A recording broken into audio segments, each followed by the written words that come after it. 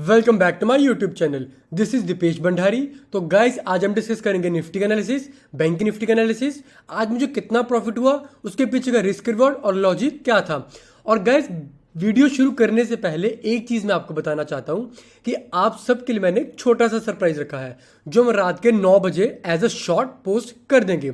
आपको उसमें यह पता लगेगा कि एज ए ट्रेडर कोई कितना पैसा कमा रहा है, उसके उसके बाद वो कहाँ खर्च कर सकता है। और छोटा सा आपका मैं एक हिंट देना चाहता हूँ, हमने उस पैसे से कार परचेज की है। और कार कौन सी परचेज की है, do let me know in the comment section, जिससे कि आपको पता चलेगा कि एक ट्रेडर कितने कार परचेज कर सकता है। और आने वाले टाइम में ये नहीं, हम और भी बहुत ज़्यादा परचेज कर सकते हैं। तो चलिए अपनी वीडियो को शुरू करते हैं। निफ्टी की ओपनिंग हुई 17,428 के आसपास और इसकी क्लोजिंग हुई है 17,392 पॉइंट्स की, 322 73 पॉइंट्स इसकी नीचे क्लोजिंग हुई। अब चलते हैं पहले 15 मिनट के टाइम फ्रेम पर। ये 37 पॉइंट्स नीचे खुला, खुलते सारी किसने 15 मिनट के टाइम फ्रेम पर हैमर पैटर्न कुछ बनाया, बट अगेन बिल्कुल रेड में था तो हमने कोई ट्रेड नहीं इसमें लिया। उसमें से मार्केट में अगेन सेलिंग आई और सेलिंग आती आती 17,300 तक के नीचे खींच करके ले आया। उसके बाद मार्केट ने ऊपर जाने की ट्राई की और 17,400 तक का लेवल टच कर पाया। वहां से अगेन सेलिंग प्रेशर देखने के लिए मिला और अगेन 17,300 का लेवल इसने टेस्ट किया, यानी कि आज इसने डबल बॉटम बना दिया था। उसके बाद जैसे ही इसने ऊपर जाना शुरू किया, लास्ट का कुछ ट्रेडिंग आवर जो था उसको वो अच्छा परफॉर्म किया और 353 के आसपास से लेकर के अगर हम एग्जैक्टली कैलकुलेट करें तो 60 से 70 पॉइंट, ऑलमोस्ट 63 पॉइंट की इसने वापस से रिकवरी कर ली थी। अब कल के लिए देखना हमें ये रहेगा कि मार्केट पहले किधर खुलता है। हाई चांसेस ये है कि इसी रेंज के बीच में कहीं खुल सकता है। अब जो सपोर्ट मेजर हमारी निकल करके आ रही है वो निकल करके आ रही है 17,300 के आसपास, यानी कि अगर कल किसी टाइम भी ये लेवल ब्रेक कर देती है, 15 मिनट के कैंडल क्लोजिंग आ जाती है, तब 20 से 25 पॉइंट का हम स्टॉपर्स रखेंगे और टारगेट में एटलीस्ट 100 से 150 पॉइंट तक का रख सकते हैं हम। जिससे क्या होगा, अपना रिस्क रिवॉर्ड 1:4 से 1:6 के आसपास निकल करके आ सकता है। अब अगर इधर कहीं खुलती है और ऊपरी साइड पे चले जाती है और रेंज बनाकर कोई ब्रेक डाउन दे देती है, तब अगेन मैं इधर से सेलिंग प्रेफर करूंगा। और जो मेरा टारगेट रहेगा फिर 17,300 का एक पहला टारगेट रख सकता हूं, जहां पर मैं 50% क्वांटिटी निकालूंगा। और अगेन अगर यहां से ब्रेक डाउन आएगा 50 में फिर से एड ऑन कर दूंगा, या फिर जो रिमेनिंग 50 होगी उसको मैं ट्रेल करता रहूंगा और उसका मैं 100 पॉइंट नीचे तक का और टारगेट एक्सपेक्ट कर सकता हूं। अगर मानो 480 से लेकर 500 के बीच में कहीं खुल जाती है, तब मैं देखूंगा वहां कोई शूटिंग स्टार या फिर कोई भी नेगेटिव कैंडल बन रही है, तो वहां पर अगेन मैं नेगेटिव ट्रेड लेकर के नीचे ट्रेड कर सकता हूं।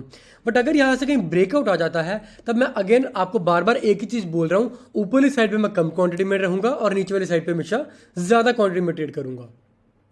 तो ये था निफ्टी का एनालिसिस। अब बात करते हैं बैंक निफ्टी की। बैंक निफ्टी आज भाई हुआ क्या, निफ्टी एकदम से, निफ्टी का अगर चेहरा लेफ्ट साइड था तो बैंक निफ्टी का एकदम बिल्कुल राइट साइड था, यानी कि दोनों ने इंडेक्स जैसे एक दूसरे से नाराज हो, एक बिल्कुल नीचे वाली साइड जा रही थी और एक एकदम से ऊपर जा रही थी। 0.42% निफ्टी आज नीचे बंद हुई है और बैंक निफ्टी पूरी 1% ऊपर बंद हुई है, यानी कि जिसने बैंक निफ्टी में तेजी की उसको भी पैसा बन गया और जिसने निफ्टी में मंदा किया उसका भी पैसा बन गया।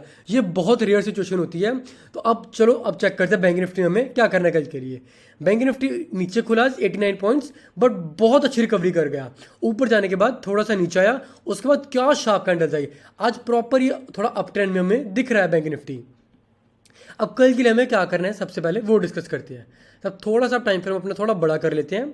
अब बड़ा करने में हमें चेक पता क्या लगा कि बैंक निफ्टी का जो रेंज बन के आ रही है 167 के नीचे इसको सपोर्ट रहेगी। ऊपरली साइड पर रेजिस्टेंस है 576, यानी कि अगर कल एकदम ही ऊपर खुलती है वहां पर श्योरली मैं पुट बायर रहूंगा, यानी कि यहां पर मैं पुट बाय करके अगेन नीचे का टारगेट एक्सपेक्ट कर सकता हूं। 300-400 पॉइंट की मेरे को मूवमेंट मिल सकती है। अगर इसी रेंज के बीच में कहीं खुलता है तब मैं देखूंगा पहले ब्रेकआउट आएगा या फिर पहले ब्रेक डाउन आएगा।